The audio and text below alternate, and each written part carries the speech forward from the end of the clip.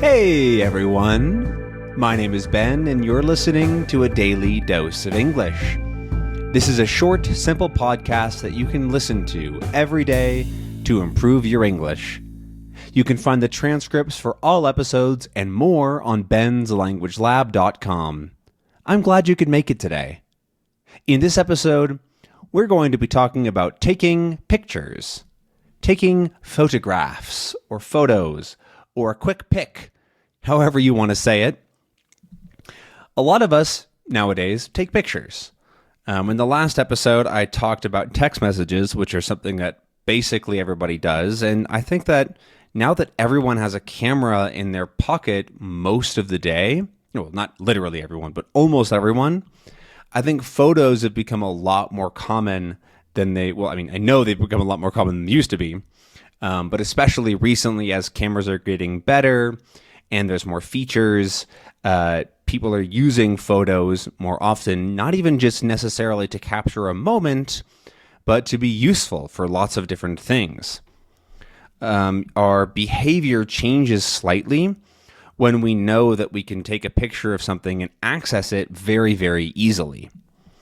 A while ago, if you only had what are they called? The Polaroid, like a Polaroid camera that you have to print out the picture and like actually look at it. You wouldn't take pictures of things that are useful, like information or a sign that you see or something like, or a menu, right? You probably wouldn't reference those things as a picture because that would just be a little bit awkward and annoying.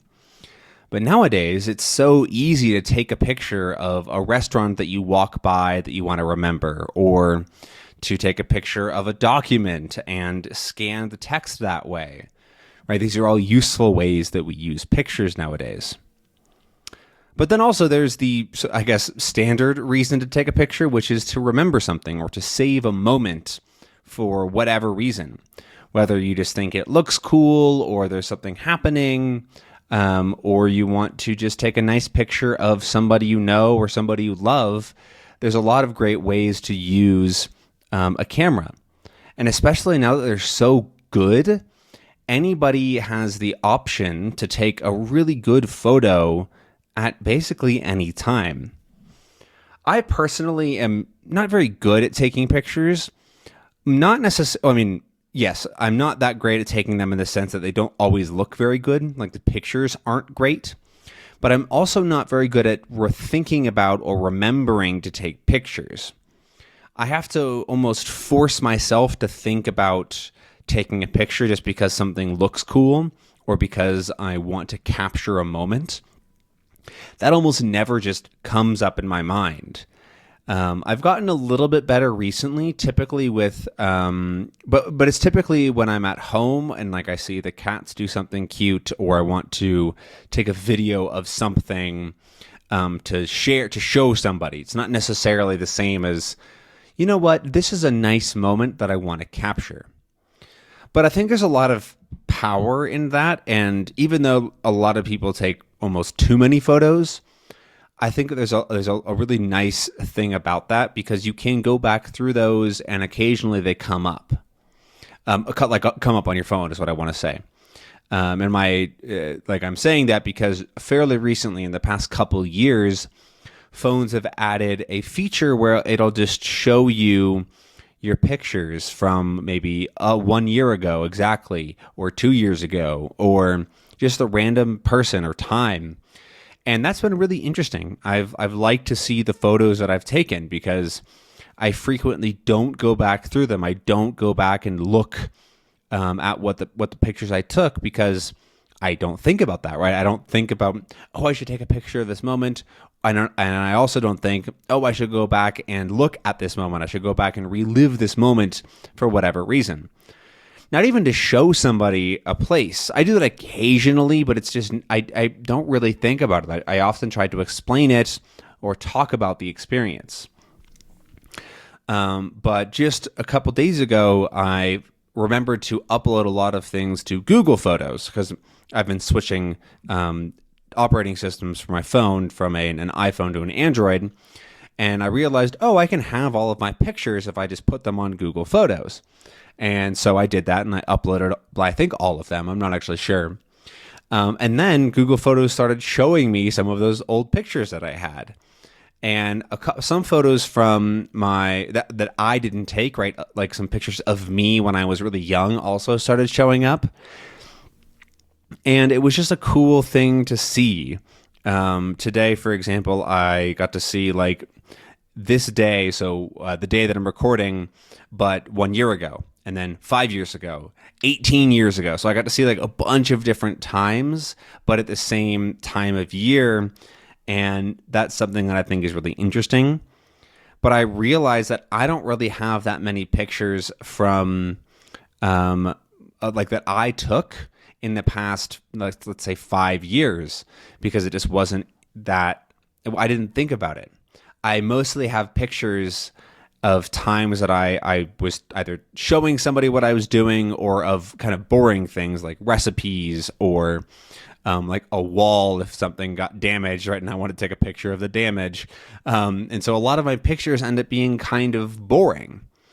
And something that I would like to learn in the next couple years to really figure out for the rest of my life is how to take good pictures and how to know when to take pictures that are worth it. Because I think it's really, really easy to take a picture that is not worth it. It just wastes your time. It didn't help anybody. It didn't help anything, and it's not going to be interesting later. But I want to have pictures that are worth it, that do look cool or remind me of something and make me happy to have taken that picture. And then also I'm sure I'll have those utility pictures of stuff that I want to remember. But I also should use that information more often.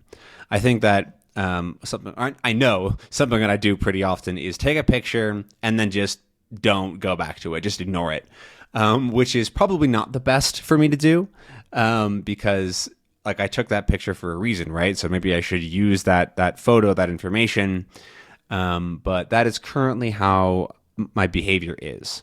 And so that's something that I would like to improve. I think it's a skill that I can improve in the next coming years here. A lot of people, after they take pictures, also print out those pictures or get those pictures framed or into the real world. And that's also something I don't think I've ever done.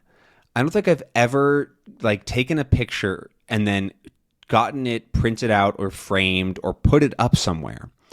I don't have pictures in my apartment of people or of things that are like from my life. I do have some stuff on the walls, obviously, but it's not stuff that I made or anybody that I know made. It's something totally separate that's like a piece of art. And I don't really know how I would put up an actual picture that I took. That would feel sort of weird to me, I think. But I think part of it is that I've never actually thought about trying to do that. I haven't thought about trying to take pictures for the sake of putting them up or framing them or having a picture of whoever it might be. But I do think it's always a bit of a cliche or a trope or something that happens in every movie. That's what those words generally mean. So like a movie, it's very common for a main character to go into somebody else's house and see pictures of them with their family or with their friends and learn about that person's history a little bit that way. And that's a bit of a trope. Like I said, it's because it's a useful storytelling device. But I don't have any of that in my apartment. If somebody came in here and I wasn't here, which would be weird, I hope that nobody does that. But if somebody comes into my apartment when I'm not here, they would have no idea who lives there. They wouldn't know what they look like or what that person, who that person is in terms of like family and life. They would only see my possessions and my things that I have in my apartment. And I think that's an interesting perspective to think about why photos might give other people a window into a bit of your story, a bit of your history. And so I think that as I'm trying to take more and better photos, I want to try to capture a bit of that in some way. But we'll see. I don't know what I'm doing. I'm not a photographer in really any sense of the term, but I think I would like to improve my picture taking abilities and potentially have some pictures in my place, because that might be nice. But we'll see how that happens. But anyways, we'll see what happens. That's a better way to say that. I don't know why I said it like that. But anyways, that is the end of our time for today. That was my episode on taking pictures. I hope that you enjoyed it, and I hope that you learned a little bit of something. But that is all that I got, and I really appreciate you being here, listening, and I'll see you tomorrow. Have a good one.